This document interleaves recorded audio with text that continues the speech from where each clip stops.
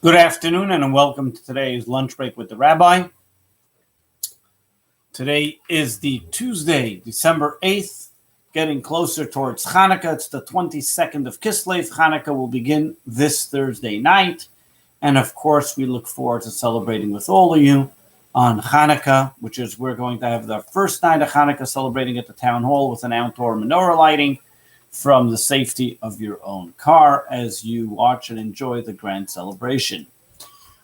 Today, being that Hanukkah is on our mind, so we're going to start with discussing, or we will talk about, the nature of miracles.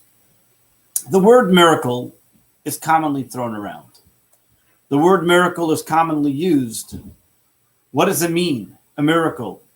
How do we do a miracle? When do we experience a miracle? When can we expect to experience a miracle? What does it mean to have a miracle? The way God created the universe and the way God created a system within the universe is that there is something called nature.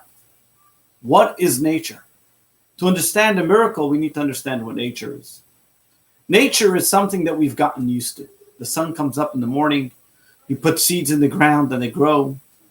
That has become nature because it has become an event that God implemented within the habits of the humankind, that this is what we've become to expect.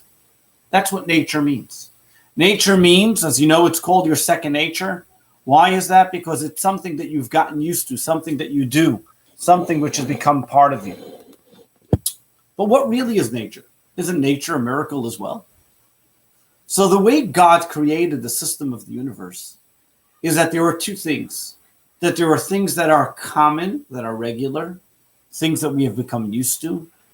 And then there are things that he suspends on high. And only with extra effort are we able to achieve those great things. Many times people ask for a blessing, for a miracle. The word blessing in Hebrew means bracha. Like you say the word Baruch Atah Hashem Elokeinu Melech Haolam. Blessed are you, God, the King of the universe. But there's another word for bracha, which means to draw down. God has it all on high. And all we need is a blessing to bring it down a little further that we should be able to accept it.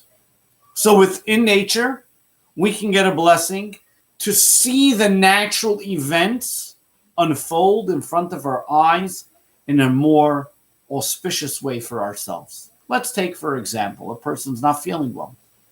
Nature says they go to a doctor and they ask the doctor for help and to see what the problem may be. And therefore, the doctor prescribes a certain medication and they become better because of it. What happens when the medication doesn't help?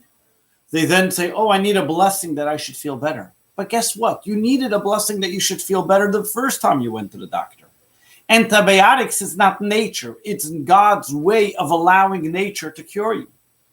Now, when that didn't work, you need to go for something beyond the regular things you're used to and ask for a blessing to draw down, to bring down what already is there for you, but it has to come down into your level of reality. But then there are natures that are beyond the scope of imagination. The splitting of the sea, God coming down on Mount Sinai, miraculous events that happen in our life. If you look at some of those miraculous events in our life, those are unexpected events within nature. But then there are times where God suspends nature. By nature, there shouldn't be any type of way. When God created the universe, water flows down. The fact that by the splitting of the sea it flowed up, that was nature suspended to the visual eye. When a person walked into the Holy Temple, they were able to see nature and miraculous events happening at once. The same idea is also when we talk about any miracle in life. Miraculous events happen in our life wherever we are, whatever we do. It's a question, are we in tune? Are we seeing it? Are we following it? And over here we have the difference between nature or prayer versus blessing. A blessing means I give you a blessing that's something that already has come your way, should develop and continue to come your way. A prayer means that even if you're not deserving, even within the natural ways, the way God created the universe, you may not be deserving of it. A prayer is a creation. You connect to God and cultivate that relationship that you ask of God to give you something even though you may not deserve it. What are the words of a prayer? Yehi ratzon milfanecha, may it be the will. What does it mean, may it be the will? That even though until now it may not have been the will, I may have not been deserving of it, I ask you of God, make it your will that I should be able to get. And that is a great miracle. But what is the miracle telling you? What is it teaching us? That every single one of us can create a miracle. Every single one of us is a miracle.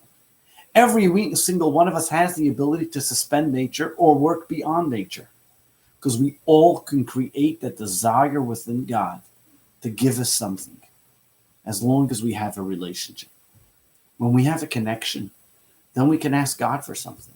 But if there is no relationship, how can we ask? So the word is tefillah, to connect, to be able to have that relationship, to ask God to make that miraculous event happen.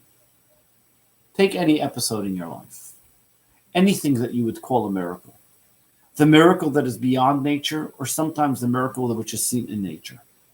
We sometimes acknowledge miraculous events that are beyond nature, like something of the splitting of the sea or the miracle of Hanukkah, quicker than witnessing and recognizing the miracles that happen to us in our day-to-day life. Every single day of life, we are witnessing miracles. The fact that we wake up in the morning, we go to work, we do what we have to do, is a miracle. Yes, it's a miracle enclosed with the nature. It's a miracle that looks to seem dressed by the natural events, but it is a miracle. But now there's a step that God is asking us to reveal the miracle within nature, to reveal the godly essence within everything. What Hanukkah, what any miraculous event teaches us in life, that is the most simplistic events that we can see the greatness of God in. You know, the word nature in Hebrew has the same numeric value as the word Elohim, God. Because God created nature. Bereshit bara Elohim, in the beginning God created. He created a system of events called nature, that we should wake up in the morning, see the sun rise, and so on and so forth. But that is an event. That is a miraculous event. But then God tells us there are come times in our life and certain celebrations, like Hanukkah coming up, where we celebrate miracles. Nes Gadol Hayasham, like we write on the inscription of the dreidel. A great miracle happened there. Why do we celebrate those occasions? Those occasions are there to remind us that every single part of life is a miracle. Those occasions are there to intrigue and invigorate us with the aspirations to recognize that we can achieve miracles. The nature of a miracle is that every single one of us can be a Maccabee. Every single one of us can make a miracle. God is waiting for us to step up to the plate, have that connection, and make a miracle.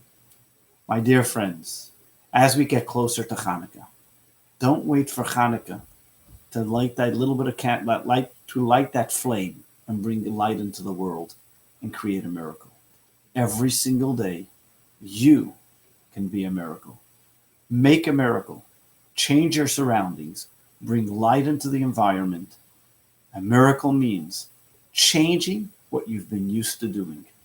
If until now you had a frown, put a smile. If until now you gave yourself 100 reasons to be sad, be a little cheerful. If until now you were not getting along with your friends next to you, do something different. Do a miracle. Be a miracle. Change nature. Change the way you're behaving until now, and you'll live a miraculous life. God bless you. Have a wonderful day, and we'll see you later on tonight. We have our JLI course, that's class number 5, the Sin of the Golden Calf, remembering that we all have broken tablets, but continuing with our class. So join us. You can see it on jewishli.com/virtual, as well as join us for our Hanukkah celebration this Thursday, 6 p.m. at the Brookhaven Town Hall. God bless you. Have a wonderful day and be a miracle.